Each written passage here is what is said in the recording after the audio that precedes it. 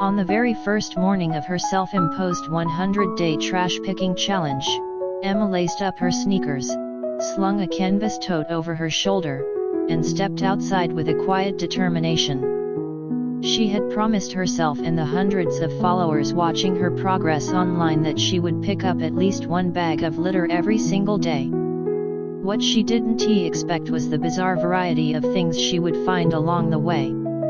Day 1 greeted her with a ripe, slightly bruised banana lying on the grass near a bus stop.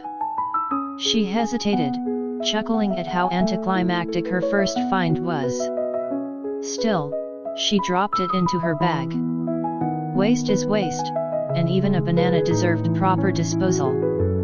By day 3, the city's sidewalks had already begun to reveal their secrets.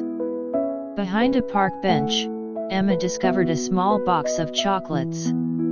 The packaging was dusty, but the wrappers inside were intact.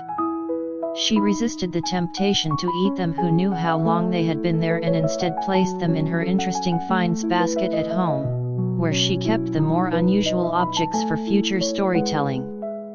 The surprises didn't stop. Day 7 brought her an abandoned pair of shoes resting by the edge of the canal, water-stained but strangely stylish. She imagined a scene of someone kicking them off after a wild night, forgetting them forever. After drying them under the sun, she cleaned and donated them to a charity shop, feeling proud that at least one of her finds had a second life. On day 12, Emma was walking past a row of office buildings when something metallic caught her eye. It was a computer keyboard, keys smudged with dust, lying half-hidden in the shadows of a dumpster. She couldn't believe someone had thrown it away without even trying to recycle it.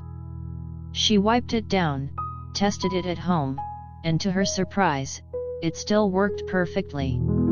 She ended up giving it to a friend whose old keyboard had just broken. But not every discovery was so glamorous. On day 16, she stumbled upon a tangled, pastel-colored pair of underwear lying in the grass near a jogging trail. She winced, held it by the edge of her litter picker, and dropped it straight into the garbage bag without a second thought. Some things were better not to imagine too much about. The further into the challenge she went, the more Emma realized that picking up trash was as much about storytelling as it was about cleaning. Each object felt like a clue to a moment in someone else's life. She started carrying a small notebook, jotting down where she found each item and any imagined story behind it. A single glove found on day 21 became the symbol of someone's hurried winter morning. A cracked phone case on day 25 made her wonder about the owner's last call. On day 30, she found a stuffed teddy bear missing one eye, and for the first time, she felt a pang of sadness, thinking of the child who might have cried when it was lost. The midpoint of the challenge, day 50, brought an unusually generous haul. While combing the edges of an open-air market after closing, she found a half-full bag of apples, a handful of plastic toys, and most surprising of all, a rolled-up poster of a famous band from the 1980s.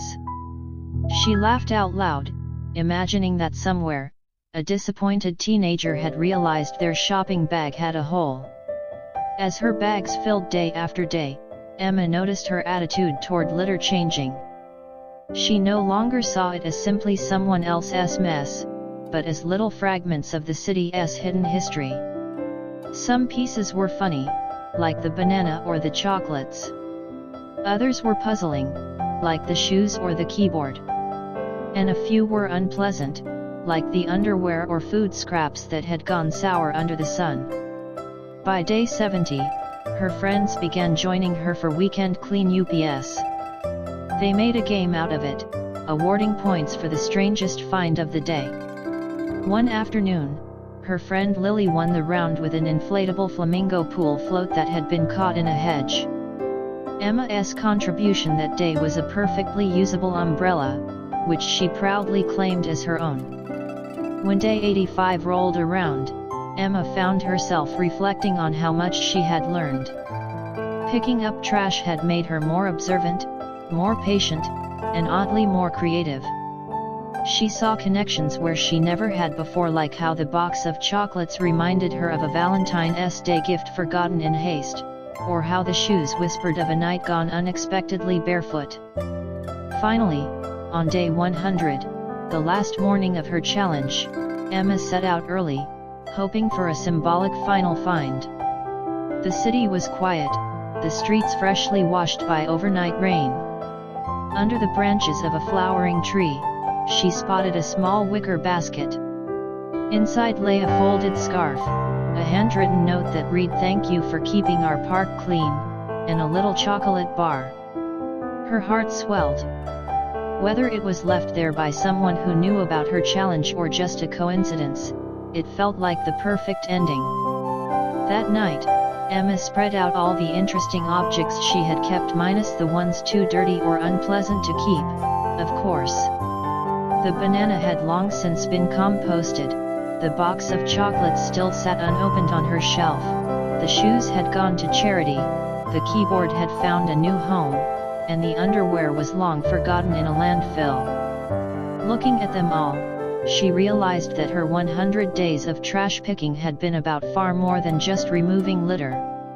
It had been about finding small, hidden narratives in the messiness of everyday life. And maybe, just maybe, it had been about reminding herself that even discarded things, whether they were objects or moments, could be turned into something worth remembering.